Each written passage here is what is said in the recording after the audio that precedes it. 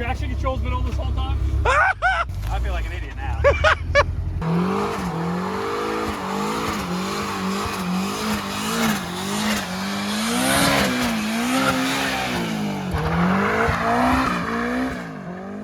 What's going on, everyone? Dalt here with Lee C Parts in the Scrap Life Garage. Welcome back to the channel. Today we are going to be diving into the bulk of the mechanical work on the Turbo S2000 that we bought sight unseen from sunny South Florida. We bought this car under the impression that it needed a transmission. It also does have salvage history. When it showed up though, it was a little bit rougher than we were led to believe. There's a couple other mechanical issues with the car that may be directly related to the speed sensor in the transmission. They may clear themselves up once we get the new transmission into the car. There's a couple other things that we need to address. First though, we're going to make sure that this thing is mechanically sound before we dive into any more of the cosmetic repairs on the car. Let's get started.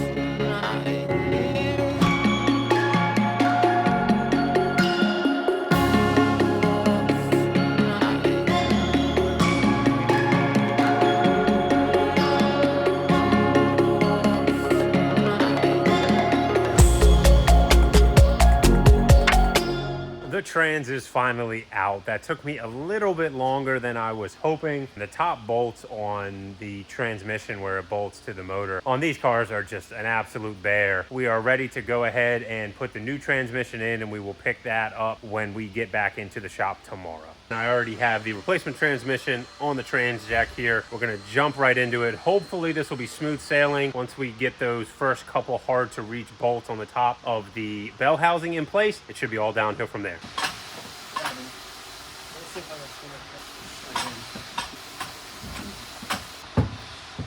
Wait a second, I think I see something. Yep. We had a dowel in the trans and on the motor. So we were like putting it in and we were like, why isn't it going in? It was hitting both dowels. Observing for when you want to turbo your S2000, I presume. He's not turboing. There we go. Push in. Yep. Okay. You want to get those top trans bolts for me? Yeah, I'll do it, no problem.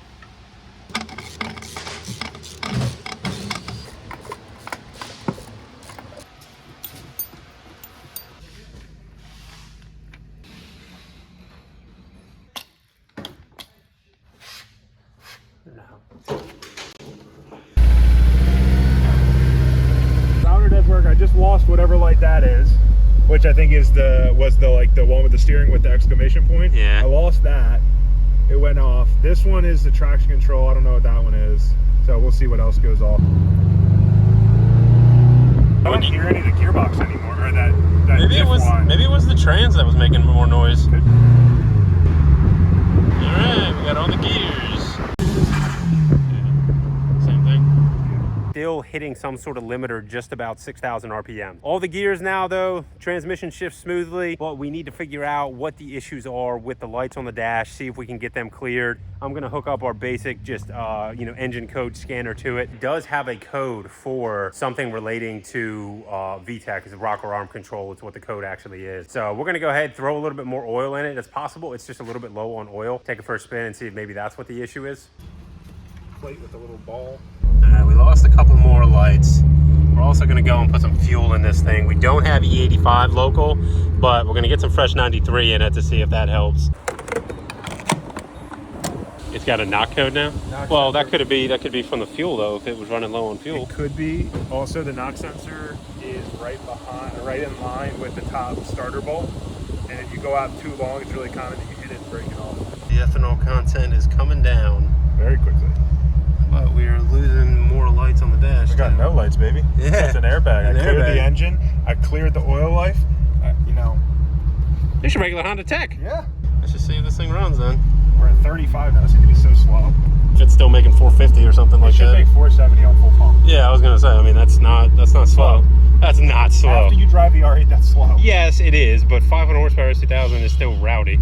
With a capital R or lowercase? Lowercase R, but it does have stock size tires too. It's on 255 R1R. That's still a small tire for 500 He wheel. also said that it's boost by gear. He said it's like 12 pounds a second or something like that. All right, it broke through it. Okay. It sounded like it was breaking up a little bit. Yeah, I was gonna say it sounded like it was check engine lights back again. It's probably knock sensor, which it will run like dog shit if knock sensor broken.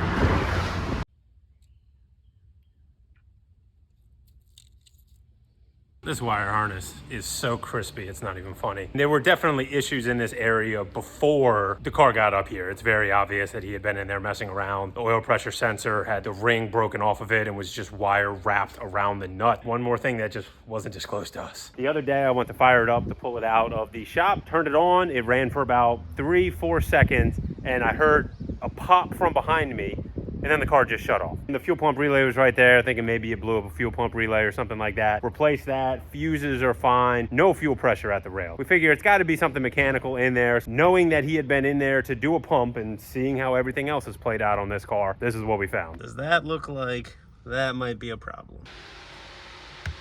Good call, Carrington. It's like you've worked on a piece of shit or two before. Knew exactly what to look for. I have worked on a piece of shit or two. Thanks. Now I'm gonna come look at it. Appreciate the help.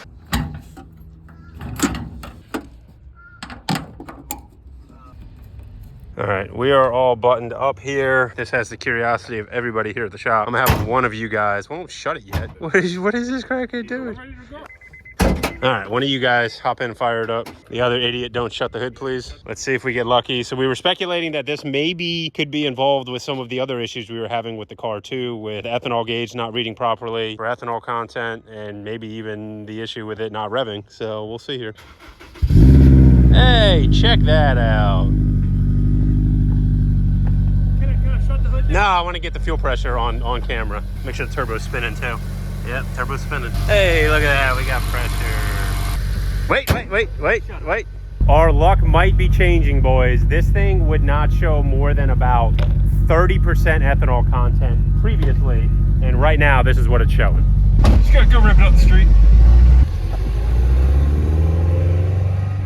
A lot of the little issues with this car I haven't really been filming because it's so bleeding boring, isn't it? and nobody wants to watch a YouTube video that's just like a Debbie Downer type of video because the thing was just nothing but issue after issue after issue. Again, they all might be tied into what was going on with this thing not generating proper fuel pressure at the pump because it wasn't secured properly. So I am super optimistic that when Lee and Alex get back here, they're gonna give me some good news.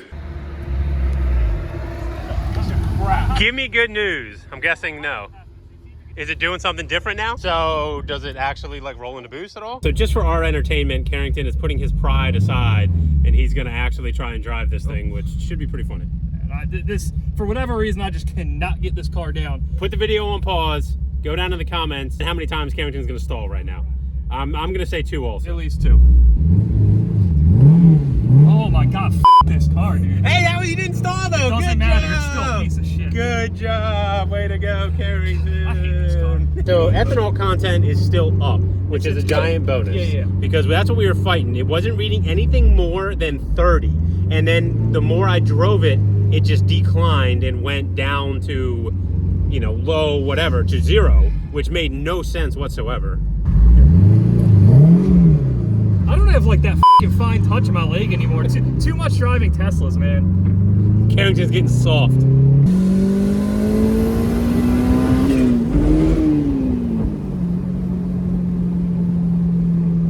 Good thing you caught that.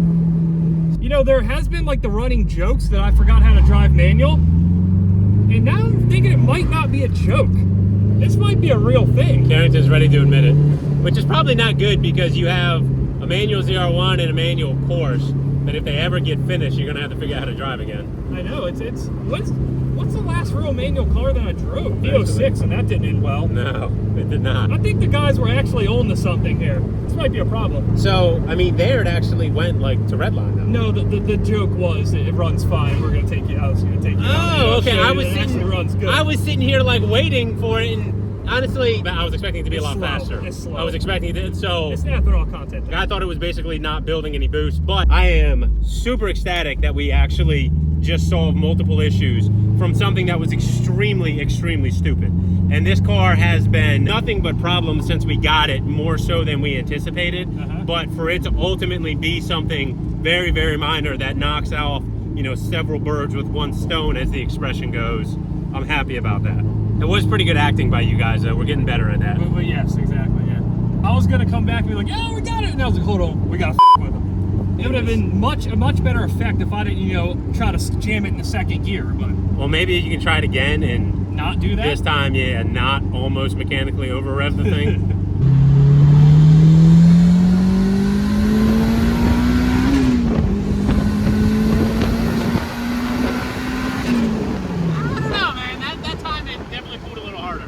This changes my opinion on the car. You can get away with being a piece of junk if it runs good. Yeah, good acting, bro. I said you guys did pretty good. Yeah. He got in the car right when he's like, when he sat down, like he was so depressed about it.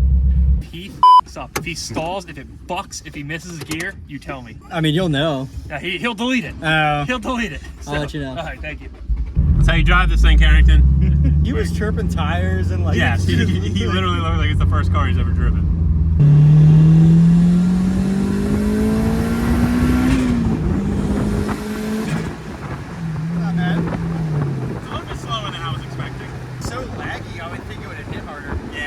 So it might also be the ethanol content because it's only at 60 still. It's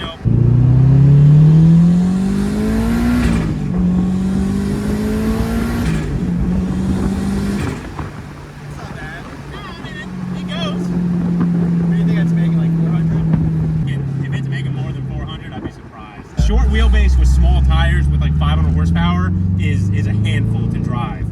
And this one just doesn't feel like that. I feel like the weight of the world has been lifted off of my shoulders because for the past week and a half, this thing has been really just a burden. So to finally figure out what it is doing is just a huge, huge relief. And now we can move into the exterior, getting this car in a little bit better condition. We still have to tackle the top. Luckily, we have some cars that just showed up fresh off the trailer, as well as what is in our inventory to go ahead and address any of the issues that we have found from a parts standpoint to get this thing up into a good sellable condition. The numbers still are gonna matter on this car. I don't think that we can go through and paint the front bumper, paint the front lip, and come out and make a profit on this car. We are hoping that we can get it to as presentable of condition as we can to go ahead and list this thing for sale, but that's going to be saved for video number 3. There is going to be one more thing that we're going to do here in this video to send you guys off. I want to find out really how hard this thing is to drive. We have 5 guys that are working in the shop today. We're going to go ahead and let all of them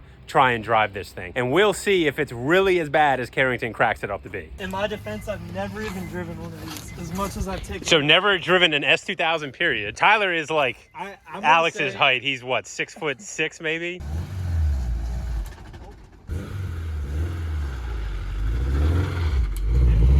He got it. Between you two, is Eric stalling? Well, he's trying to ask where the bite point is. He's cheating. I have faith in Eric for some reason. And he has an S2000s. Dang, Eric did a burnout. It would have been a ticket if there was a cop right there. It literally spun the tires. Yes. Well, that grabs a lot harder than my. Dang, Eric is just launching it. If it makes you feel any better, they both stalled also. Oh, see, that was graceful though. All right, so he's giving up. He's saying he's had enough. All right, Fernando, come on, man. If everybody stalls it, then that's going to mean that Carrington's not as bad a driver as I think he is. Oh, my goodness. Okay, that was pretty smooth. For you guys, that was pretty smooth, Eric. See, He's getting it a little bit better. It's also one of those things that if you drive it for like 5 stop and goes, you really get a hold of it. So a little bit of vindication for Carrington because everybody had trouble getting the S2000 going. So I think that is Here's your vindication. at least proof that this thing is hard to get when you first try and do it. So he's getting better.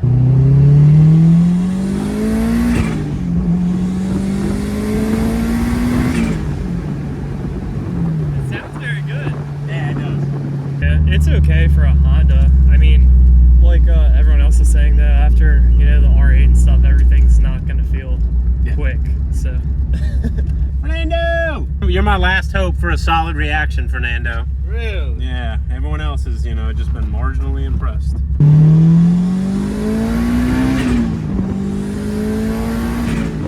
Feels pretty good. Alright, so you got at least a good reaction. We've been kind of talking crap about it, but it definitely gets moving. So you want to detail this thing on Saturday? Sure. Alright, we gotta try and clean it up as best we can. Not bad. For my first time on Turbo S2000? Yeah, well, at least you got that, yeah. The speed aside, this car is finally running much better, much more up to the potential that we were anticipating. But we're gonna keep driving this thing around a little bit, get the ethanol content up on it. The butt dyno from all of us, we think the car's making maybe about 400, which is still absolutely no slouch. We have one more video left in this series, try and clean this car up to the best of our abilities with the budget still in mind because we are still hoping, fingers crossed, to turn a little bit of a profit on this car. So stay tuned for the third installment in the S2000 series here. That will be the culmination, and then the car will be for sale and we can hopefully find it a good home. Thanks everybody for tuning in. As always, we appreciate the support and we will see you in the next video.